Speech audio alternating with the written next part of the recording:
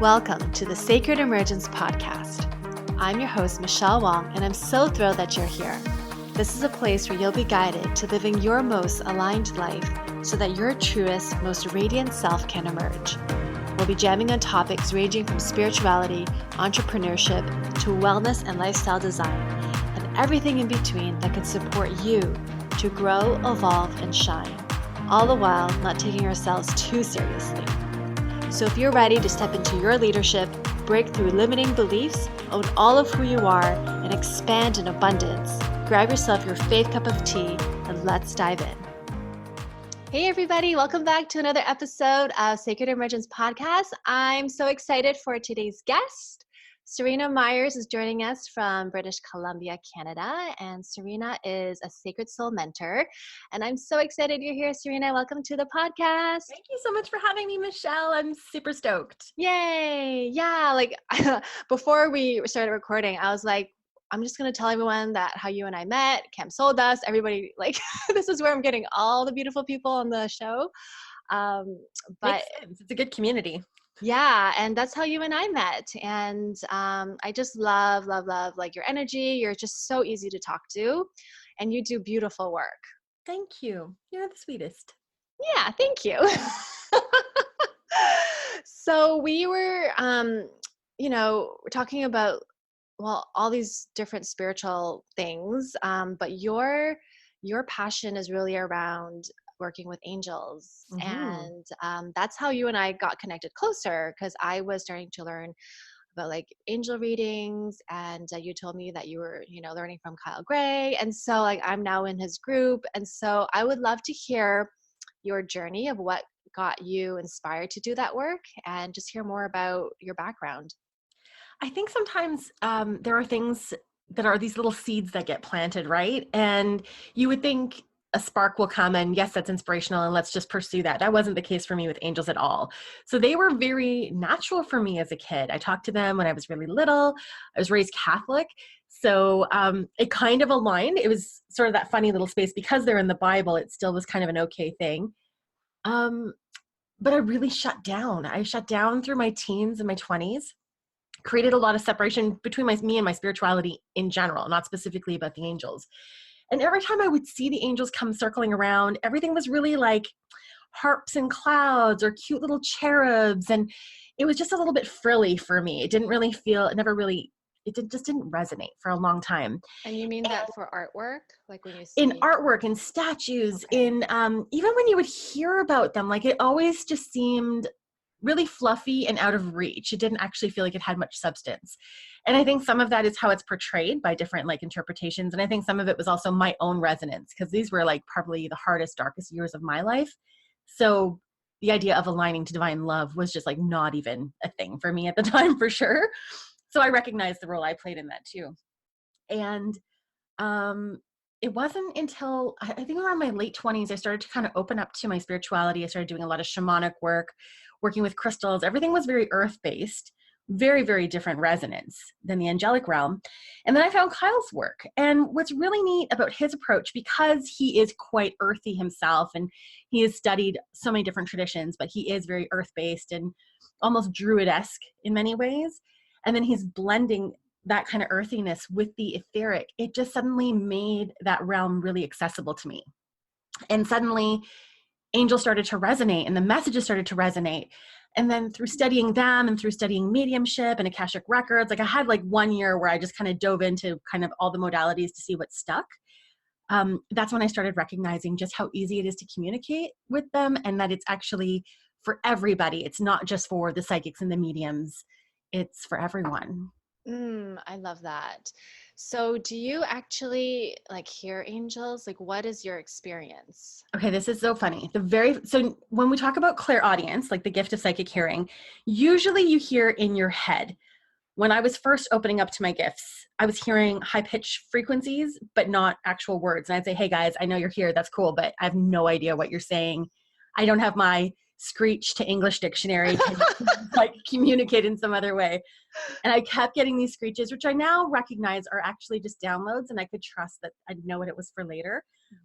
And then I started to hear a little bit in my head, but the first time I heard with my actual ears I was having this veggie burger and I was pretty much full. I was at an actual like little restaurant.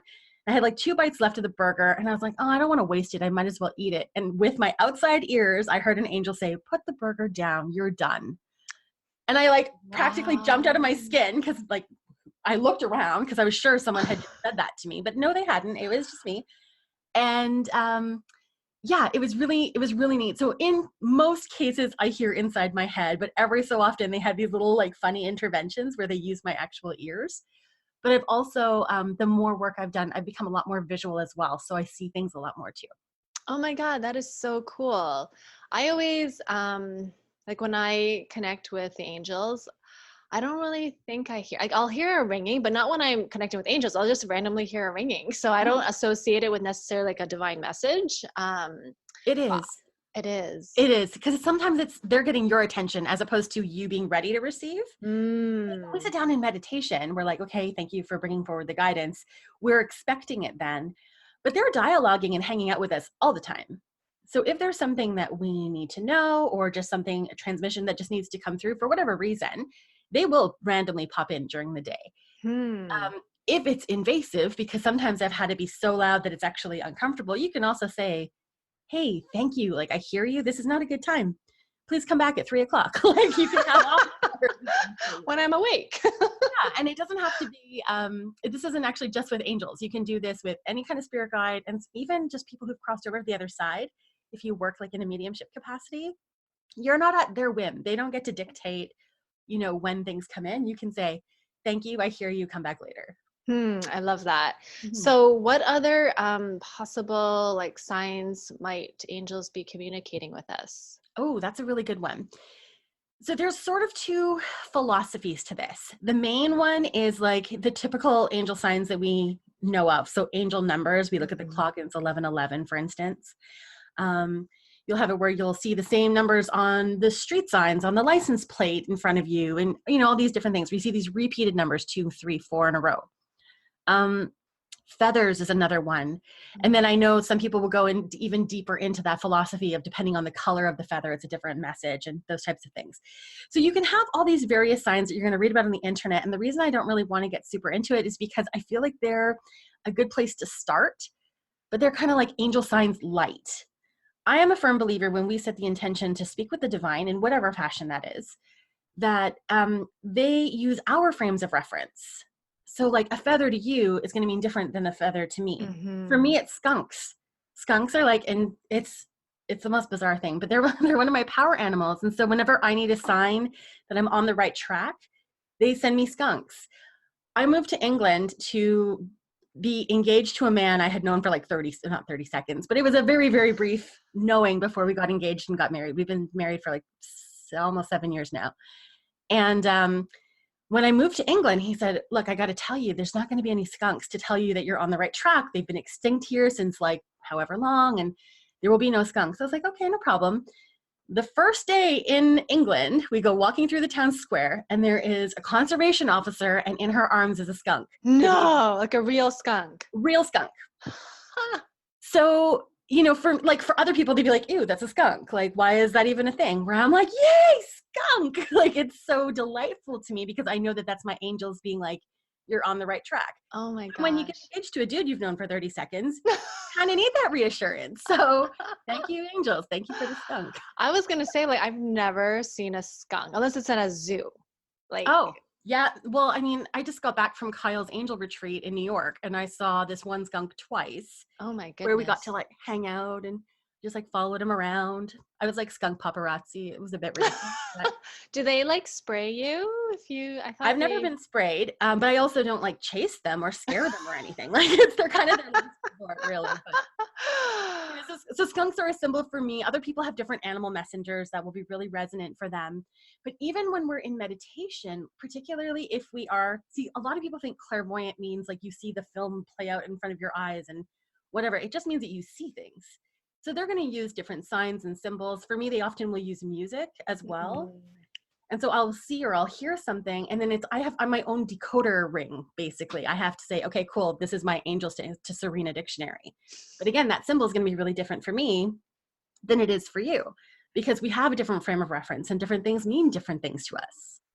Yeah, I actually appreciate you saying just, using like a Google search as kind of like a light. Like don't really Mm-hmm. depend on it because we have our own intuitive inner wisdom. Mm-hmm. Yeah, Like totally. spiders for me, I had this one summer of like big transformation, and I think I got bit by a spider almost every week. Oh my God. And I have still not found a definition of what spider medicine is that resonates for me.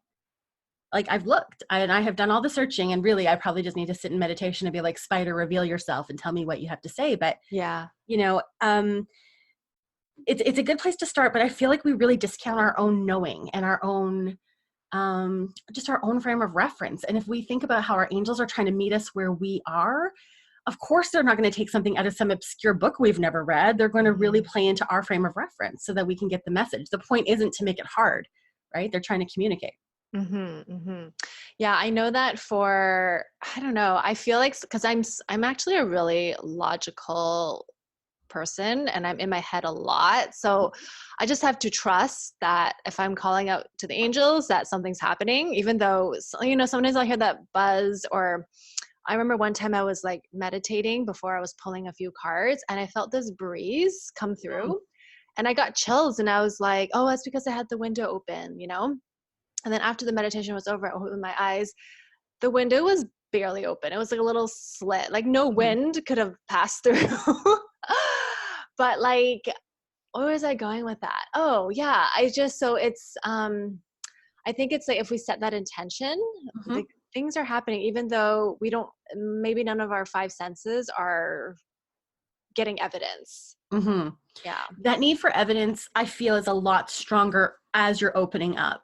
But the more you start to forge that relationship and the more you're just kind of putting it into practice, and you can do it in really low stakes way where you're almost like gaming with the angels. Like I'll be like, okay, show me all the fours. And then we'll be driving down the road and it'll be like 4, 4, 4, 4, 4. So like we're, it's not like a life or death situation. It's not like, do I take the job or do I not take the job? Show me the sign. It's really playing with them. I feel like the more we can just kind of flex the muscle, the easier the trust becomes. I like So that. long as, because I'm really heady as well. I actually very rarely exist even in my body. It's like head and then up. So for me, I really had to get over that disbelief and that whole, am I making this up? That was a really big one too. But it got to the place where I was doing it so much that it was undeniable. I couldn't even justify that tiny little breeze. I'd be like, well, no, like there wasn't even enough room of the window being open for that breeze to have been possible. You know what I mean? Yeah. And I feel like until we start to just like play with it and try it more and consciously, like setting that intention of show me the signs and show me this particular sign and just see what they bring, the easier it becomes to trust the messages that we are getting. Yeah. And like, I know that like with my, just me having to use the stairs and me being with the crutches right now, like every time I use the stairs and every time I pop into my car, I will say a prayer to the angels, just to like take me to where I need to go and back home safely. And like, that just brings me so much peace, just sending that out there. So you're not in it alone. And particularly with the hard stuff, like we need that. We need that sense of connection. Totally. And I think like, that's basically like, we aren't alone. Yeah. Like there's so much support. Did you do any healing work with the angels with yours, or were you working just with your meditation? Meditation. And I called upon Archangel Raphael when I was getting my MRI. Like I was like, perfect me. I was like just channeling all like the light and the energy. So the angels were, I called upon them a lot for healing. Yeah. I'm still using them. But yeah. I had a surgery at the start of the year, and I called on Raphael. And before I actually had the surgery, when I was just in the consult with the surgeon, I said, thank you, Archangel Raphael, for not only, advising her, but for helping her to see exactly what I need that's in the best support of my care. Ooh. And she was flipping through my chart kind of mindlessly, and then she stopped and went back to a page, and she was like, whoa, this changes everything. And I was like, thank you, Raphael. Oh, so good. Yeah. And even on the day of the actual surgery, it was like, thank you, Raphael, for helping this to go smoothly and to intervene if necessary. Like I gave him carte blanche that if, everything went wrong, he could go and step in and make sure things got okay. I asked for Michael to be there for protection. Yes. And then I asked for Ariel because I was literally standing in my front door, like shaking in my booties. And I was like, and thank you, Ariel, for helping me to get myself out this door so that I can cultivate enough courage to go about this day.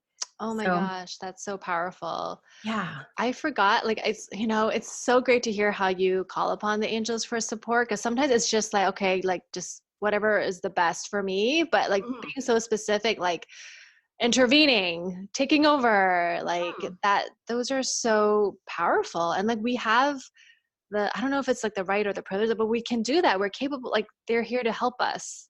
I feel like I feel like that's almost the human need for control, to be honest, though, because you're right. You could easily say, thank you, angels, for supporting me in whatever's my highest good. Yeah. It's a blanket invitation for whatever angel to do whatever is necessary. I feel like where I get specific about who it is and what I want them to do, that's my need to control. Okay. But I like it. They don't mind. They're all like, okay, cool. She's wigging out right now. Let's give her this extra little leeway. It's fine. They're not judging us, right? So, I feel like sometimes people think they have to read all the books and learn all the things so that they know who to call on. You can have a totally blanket invitation of like, hey, I need help. Anyone who's available, who's in my highest good, like step in, please. Thank you very much. Do you usually, like I usually call upon the archangels because I know what they focus on. Mm-hmm. And like the ones that you mentioned, Archangel Michael, Ariel, and Raphael, like do you want to cover them like really briefly of who they all are, or just those three? Up to you. I was like, I don't know if I could do them all off the top of my head. Let's just do the three that you mentioned, because those three are wonderful. And what I like about them is that they're not just for if you're going into surgery. They're kind of things that we need in general life anyway. So Raphael is the Archangel of Health and Wellness. He does a lot of other things too, but that's kind of like his main deal. So you could easily be working with him just on an ongoing basis to feel healthy and vibrant and lively. It doesn't have to be just like, I have a cold. Thank you, Raphael, for helping me with my sniffles. It doesn't have to be just when you're already down, right? He can be part of like your regular healthy maintenance plan. Michael has kind of two really big jobs that he's known for. So one is his ability to protect us. So he's in the big story of the battle of good and evil. He's the one who cast Lucifer into hell and whatever. And so he's got that fierce protector vibe about him. And particularly when we feel unsafe or unsure, I actually like to visualize him coming behind me and wrapping me in his wings. So I feel held and guarded. So it's like a hug and a shield at the same time. But the second thing that he's really great for, he's always seen with his sword. And so his sword has the ability to cut the cords that we have, these energetic ties to our doubts, to our fears, to other people, to our bad days, to our pasts, our childhood, all of it. And so we can invite him to come and cut those cords even as just part of our regular everyday maintenance. So that we're starting fresh, so that we're reclaiming our energy. And so there are these little bits of us that are tied to these other aspects that are then kind of draining our life force, because that doesn't do us any good at all. And then Ariel, she's got a couple of things too, but her main deal is courage. I feel her like right in my solar plexus. If you've ever worked with the crystal citrine, she kind of reminds me of citrine in angel form. Like she's really got that strong sense of presence and that strong sense of self. So confidence and courage are the ones that I call on Ariel for. If you were going for like a job interview or a first date or surgery and you just need something to give you that little oomph to get you at the door, Ariel's the one that you can call on for that extra little nudge. She's got a little something for you. I love that. Those are awesome. Those are like those are the three angels I call upon a lot. Ariel's secretly, like, you're not supposed to have favorites, but Ariel's my favorite. I tried to deny it, but I was like, no, she just is. I love her. When talking about like, angels and Catholics, like Catholic school and all that, because I grew up Catholic as well. And I just remember in 6th grade, we were supposed to learn about our angels. And the exercise was like, your angel is whoever your name is. That was how the exercise was. So like, you would have had Michael anyway then, right? I know. And so when I learned about him, I was like, he's an archangel? And I was like, cool. Wow. He's so powerful. I was like, I am a powerful angel. Anyway. That's very cool. That's why he's my favorite. I actually went to St. Michael's Elementary School. And when I did a little digging, it was for Michael the Archangel. And I was like, how is he a saint? I don't understand. But that's where the root was.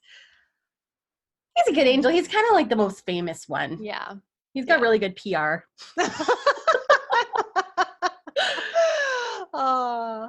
So do you focus mainly on angels then with your work, or do you do other? that's, it's shifting more in that direction. So with my work, I was really, for the last few years, I'd been kind of splitting it half between angels and Akashic records. And then which is, for people who don't know, it's essentially like the library of everything that your soul has experienced and everything it will experience. So you can go in there and reference things, understand patterns that are playing out for you right now. You can do healing in the records. It's a really, really beautiful and healing space that is in many ways very angelic, actually. And I was kind of blending those two worlds, bringing forward messages from both, and kind of having this hybrid service. And what I realized was that the Akashic work was really draining me.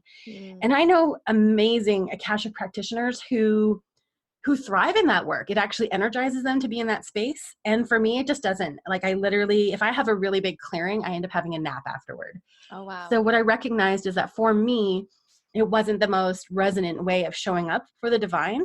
What I do love, though, is in my group programs of helping people guided into their records so that they can access their own information. It's not something you have to pay someone to do. You're able to access it yourself. So that element is going to stick around. I actually really love being almost like an Akashic tour guide rather than the one, pulling out the information myself. Yeah. Yeah. That's awesome. I love that you just honored what was coming through for you. Cause I think a lot of times, since you have like a gift with it, like there might be pressure. Well, I can do it. I'm getting paid for it. So I love that you just honored, okay, what is actually in resonant for me? And then going with that versus forcing it. Well, it was the same thing with mediumship. Like, I studied mediumship so that I could get better at talking to angels, but you train by talking to dead people. Like, that's the work, right? Right. It's so funny because I can hear ringing in my ear now, and I'm like, yeah, okay, thank you, but we'll come back later. And it's coming on the right side, which is usually like angels tend to show up on the left for me. So I'm like, oh, okay, cool. Come back later. Thank you very much. But I am super, super uncomfortable talking to dead people. I am also really uncomfortable with doing mediumship readings because the emotional stakes are so high and people are they miss their loved ones. Like, I get it, right? They're very vulnerable. And that for me is a hard energy to be in. So I have a general rule of thumb where I'm like, if it came up in a reading, I could share something that would come through. But even when I'm talking to my own dead loved ones, I usually will hire a medium rather than doing it myself. Yeah. Just my boundary. Yeah, no, I think that's great. I mean, just because you can doesn't mean you should, right? Exactly. I 100% agree. Yeah. So, how do you work with clients? Like, what does it look like? Yeah, the majority of the time is through coaching. So we will go through, depending on what somebody is working through and whether it's for personal or for business, they're going to need different types of containers. So some people have a launch and they just need to do a deep dive where we go in, we get stuff done, and then that's it. And we'll do that over like a long session and then a follow-up session, and then that's the container and we're good to go. And then sometimes it's over longer periods because people need more accountability or they just need a longer term support. It's just a longer process. So we have kind of these different programs that are just made to fit where somebody is at that time. And then even in the sessions themselves, they're quite flexible. It's, what kind of thing are we bringing forward? If we're doing business coaching, we could be talking about marketing. We could be talking about strategy. We could be vetting business ideas. So we could sit down with their angels and guides and be like, these are the things we're thinking about. What lights up? What do we do? When it's life stuff, it can be the same thing, particularly people who are in states of transition. So something's not working in their family life or something's not working with their career. And they're just on that precipice of like, what's next? And they're afraid to make the leap on their own. We can be working with their angels to be able to bring the most support and the most guided next steps of what they can do. So it's not just, I know a lot of people who are angel practitioners tend to bring forward the messages that are really loving and supportive and informational. Because they know I'm a coach, they kind of blend that and they use that as well. So it's angelic messages and then kind of like guided coaching as well, where they're sort of steering in the right direction. I think that's really practical because it's not just like, your take on things. Like it is your take, but also like you're inviting like a different realm to guide the process. So I feel like that's, it's good because you're getting more support in the process. Totally. And I do have moments, because I'm human, where I actually will call time out for a second and I'll check, is this my bias or is this the message? Because sometimes when it's flowing so easily, I do need to just put on the brakes for a second just to make sure. because I want to be in integrity. That's kind of my number Yeah. one guiding feeling. Yeah. And that's sort of how I balance it. And what's really neat is we can do that one-on-one, but we can also be doing it in group settings so that it's not just what I'm bringing to the table and bringing through me, but then you start to have this connection between the different participants, and everyone is so intuitive that they're all adding to the mix. Like, it's really alchemy that happens in our group. It's very cool. Yeah. Nice. So when you work with angels, do you usually use cards? Like, what's your process? Yes, and I have cards handy pretty much all of the time, but in total transparency, despite being like a certified card reader and I've been reading since I was 14, so it's been Oh, no way. 25 years. Yeah. The cards are a prop. The cards Yeah. are much more for the people than they are for me. They're a nice kind of starting off point, and they're a wonderful thing that they can take a picture of so they can remember it after and that type of a thing, particularly in person. But usually it's like I pull a card and then I riff off of it. Every so often they'll say, grab the book, because there will be a line in the book that's really resonant for the person. But that's pretty rare. It's usually just like, I feel like Vanna White. Like, I'm just holding up the card, but I'm actually solving the puzzle for them. Oh, I love that. So when you say they tell you to grab a book, it's the angels? It's the angels. Yeah, Okay. not the client. Okay. And even then, when I can skim the book and the one sentence that is relevant will pop out, and I'll go, oh, this is what you needed on top of everything else. Oh, that's so great. Mm-hmm. Yeah, I find that, well, I'm curious on your take, because there's a lot of great oracle decks too, like outside of angel decks. Mm-hmm. And like, I feel like my process for when I use cards, it's the same, Mm-hmm. you know? And so like when you use, do you use oracle decks as well? Yeah, I don't work with I own tarot, but I don't work with tarot. I only work with oracle decks. Okay. Yeah. Like, what do you call upon the angels to help you, like, whatever wisdom needs to come through for oracle cards as well? Like, is that absolutely, because I feel like the card is just the messenger. It's not, or it's just the message, not the messenger. If they can throw me a feather and that's a message, then they can speak from any other deck, or even books. I've done readings with books. So I intuit, first of all, which book to grab off the shelf and which page to stop on, and then which part of the page to stop on. Like, there's so many different ways that the divine can work through us, right? And then it's just intuiting which deck to pull. So I have like my workhorse deck. We always lovingly, jokingly call it like the mega deck, which is it's the angels out of Kyle Gray's Angel Prayers mixed with Keepers of the Light. Mm-hmm. This is kind of my workhorse one. It's the one I use all the time, but I also have a few that I really love. I love Chris Ann's Sacred Creators Oracle. I think it's so beautiful, particularly for business work. I love Colette Baron Reed's Wisdom of the Oracle, which has the most stunning artwork and is really, really profound. But I probably own 30 decks. Like, I have a bit of an oracle problem. So, I'm also, before I sit down for a session, I can intuit which box to even bring to the table. But I always believe it's the angels bringing the message forward. It's not the deck.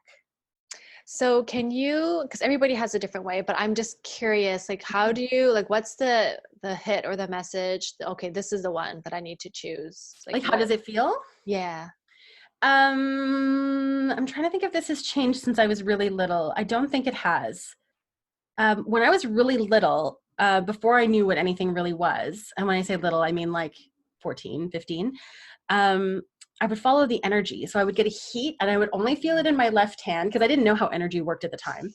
I'd feel it right in the palm of my left hand, and I could just like run my hands over the cards, and a heat would come, and I'd say, okay, this is the one I have to pull. I also do a lot of muscle testing. So I muscle test with my teeth, which is super weird, but I basically hover my teeth together. This is not what teeth looks like, but I get it. And then when it's a yes for me, my teeth will start to click on the left side. And when it's a no, they start to click on the right. Oh, cool. So I can say, if I'm doing a reading for someone just kind of off the cuff, I'll be like, how many, thank you. I'll say, thank you, angels. I'll call them in and I'll say, how many cards do we need today? And then they'll tell me how many we're going to pull. And then I say, am I going to pull them, or is she going to pull them? Because sometimes the energy is different. Sometimes people really need to feel like they're in charge of their destiny. So then they can pull them. This is if it's like an in-person thing. And then even when I pull them out, sometimes they group together. Like, it's really just following the intuition. Yeah. So they'll riff off, the cards will riff off of each other, and the messages kind of blend. It's kind of a very fluid process. So that's why I had to think about it, because it's happening so naturally anymore that I'm like, Yeah. how do I do this? That is so cool. I love Muscle that. testing, I guess. I love that you're connecting with the angels to see, like, should I pull it or should they pull it if it's in person, and how many to pull. That's great. Yeah, I don't do the spreads. I do, but almost never. Like Yeah. I'm like an angel improv artist or something. I It's love kind of it ridiculous. because then you're really in tune with your gifts and Hmm. not as formulaic. Like, It's here's been the a long time process. though. Like 25 years with cards is a very long time when you're not even 40. It was your whole life basically. So, it's been I think because I'm younger than a lot of people doing this work, and I look younger than I am. I think sometimes people think, oh wow, like this must just be something that happens overnight. It must be really easy. Mm. And it is really easy if you're willing for it to be. But it's Mm-hmm. not something that just happens overnight. Mm-hmm. This is a lifetime of cultivation of my gifts, of my connection. Because even when I wasn't doing this work, when I was really shut down, I was still praying for protection. Right. When I would have to walk home from the bus late at night, I was still dialoguing with spirit at the time. I wouldn't have called it that. I didn't even know who I was talking to, because I was really in denial of my divine connection, Mm-hmm. but it was still happening, particularly when I was scared. So, it can be easy, but it's not like you wake up one day and suddenly everything is just available to you. Ta-da! Yeah. Yeah, yeah. Well, I would love to play. Mm. So I also have the Keepers of the Light deck in front of me, and you have your mega deck. Mm-hmm. So I would love, like, either you pull a card, I pull a card, and then you share what needs to come through. Do you want to pull a card and I'll share what I get from that card? Okay, Then let's it's do like a that. hybrid in between the two? Yeah, let's do Cool. that. Okay, hold on. So let's set the intention while you're pulling that everything that comes through is going to be in the highest light and truth for whoever is going to be hearing this. So it's not just for us, but anyone who's going to hear this and whenever they're going to hear it. So if they listen to this episode and then 6 months later they come back to it, but this message is still completely relevant for them. And that everything is just done with so much joy, love, ease, and grace. So that whatever it reveals is really just gentle on us to be able to receive, and any of the information that's going to flow from it from that point forward is just really easy to integrate for us. So a card popped out as I was shuffling and as you were talking. Mm-hmm. I got the Horus card. Interesting. Okay. So I was trying to get it off the ring light. Yeah. Or you got to line up the ring light with his ring. It says The Horus is Cosmic actually not a Gateway. card that comes up often for me, so I really love that you pulled it, because I'm just going to pull up some of the symbolism here so I can have it in front of me too. Yeah, It's like he's like almost like this energetic portal. Okay, I don't know where he is in my deck. I'm not going to bother. He's like an energetic portal that's opening up. And I actually feel like we've kind of been in this space for a little while. And with the seasonal change that's going on right now, I'm really feeling this deeply too. When we have portals that open up, it's really like this space that is being created where we can leap into what's coming next. And what I've been noticing in the people that I've been talking to in this energy right now, particularly in the season of fall, that we have some resistance of making that leap.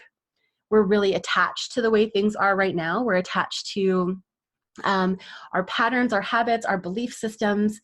And when Horus is showing up in this kind of space, and particularly at this time where everyone is really like clinging on, it's an invitation for us to loosen our grip and to make that step. It doesn't mean that we have to. We still have free will. We can still do whatever it is that feels right for us. But it's a loving nudge of, hey, this possibility is here and it's waiting for you and it's open if you're ready. And then we can start to feel a little bit more comfortable because this portal has opened up and this possibility of something new is in front of us. And all we have to do is let go to step into it. And so then it just becomes a question of, are you ready to let go? Are you ready for what's next? I love that. How do you feel about Horus when he comes up for you? I feel like I'm still, like what you were saying, like learning about him and like the eye, because like Horus, like with the eye, right? Isn't that the main thing for Horus? So, I mean, with this Keepers of the Light deck, because it's not all angels, so I'm like, okay, I'm learning about the Ascended Masters as well and like the different energies. So I like what you said. I'm just gonna go with what you said. That's fine. Yeah. Gateway, yeah. And I feel like totally resonates, especially with me and my life and where I'm heading. So I know it's resonant for me. So yeah. What I love too is, remember I said at the start, like they use our frame of reference. They're going to pull, the things that we're going to come forward. And I would not have pulled Horace. So that nudge of, hey, Michelle, why don't you pull it? And then I'll riff off of it. Yeah. And that's kind of where that comes from, because I literally, like, I've had Keepers of the Deck Keepers of the Light since it came out. So I want to say 2, maybe 3 years. Mm-hmm. And I think I have pulled him maybe 5 times. And that includes for reading for other people. Like, wow. He does not show up for me. So it was actually really just like beautifully auspicious that you pulled him so that we could bring that message forward. It feels very right for me. Good. Yeah. I actually pull him quite a lot, but I don't always pull this deck, but when I do, he actually shows up quite a lot. And I was like, I think I was reading the little booklet that it comes with around like looking for signs, maybe seeing the eye or whatever. And I was like, I'm not just going to randomly see this eye. Like it's a very unique eye. You know what I mean? Mm-hmm. And I kid you not, I think I saw it 3 times within that week. This is the thing, because we open up to it, right? And we're setting the intention of like, okay, cool. So you want me to see this eye? Show me this eye. Like, if this is a real thing, my logical little human brain just needs to wrap her head around it. Show me. And they will show you. They will step up and throw random Eye of Horaces at you. It's crazy. It's like, oh my God, like I walked down this street, how often, and now it's here. Like, Mm-hmm. I mean, how did I find a skunk in England? Like, this is the thing, right? We say, hey, I want this. And they're like, cool, let's show up for you. I think the only other thing is to be open to how we receive the signs. Because sometimes we think it has to, like, for me, for a long time, I had to physically see or smell a skunk. And then suddenly they would show up in my Facebook feed. Somebody would post a video of cute skunks, or I'd be looking through a magazine and there'd be like skunks on socks and, things like that. So if we can be flexible about how we receive the signs and we're not trying to control how they show up for us, they have the ability to show up in ways that we would never have even dreamed of. It's very cool. I love that. And it's all about, I love what you said about being open. And that's part of like even this card pull, right? Like being open to what are we willing to let go and allow to come through. So you can't really step halfway through a portal. Like it's not a one toe in, one toe out kind of deal. Like you really have to be ready the next step. And that can be really daunting. Yeah. But those opportunities don't present themselves if we're not ready. And if we can trust that, then it makes the letting go a little bit easier. I love what you just said. Like the opportunities won't show up unless we're ready. Yeah. Because the universe isn't like sabotaging us. It's not like a game of Super Mario where they're going to hope we fall in the hole, right? Like the hole wouldn't be there if we weren't ready to jump over it. So eat the mushroom. Just kidding. Exactly. Enjoy the journey. Well, awesome, Seryna. It was such a pleasure to have you on. This was so much fun. I'm really glad you asked me. Thank you. Yeah. Well, how can people learn more about your work? Where can they find you? You bet. So they can find me on my website, which is seryna.ca. And I'm also on Facebook and Instagram at Seryna Myers, which is probably the easiest way. And I have a podcast as well called The Lightwalker's Path. And episodes drop every Wednesday where we're jamming about just the reality of what it means to live a spiritual life. Ooh, I love that. So cool. I love that you have your domain name, seryna.ca. Yeah, I couldn't get .com because it was a Japanese steakhouse, which is super awkward when you're a vegetarian. Oh, that's hilarious. Yeah. Well, thank you so much for tuning in, everybody. Thanks, Seryna, for being on the show. And stay tuned for our next episode. Thanks so much. Join our free private Facebook group community, Sacred Emergence, to receive more connection, guidance, and support. And take part in our 5-day Inner Confidence Challenge to not only boost your confidence, but to help activate your inner leadership. Details in the show notes. Thank you for listening to the Sacred Emergence podcast.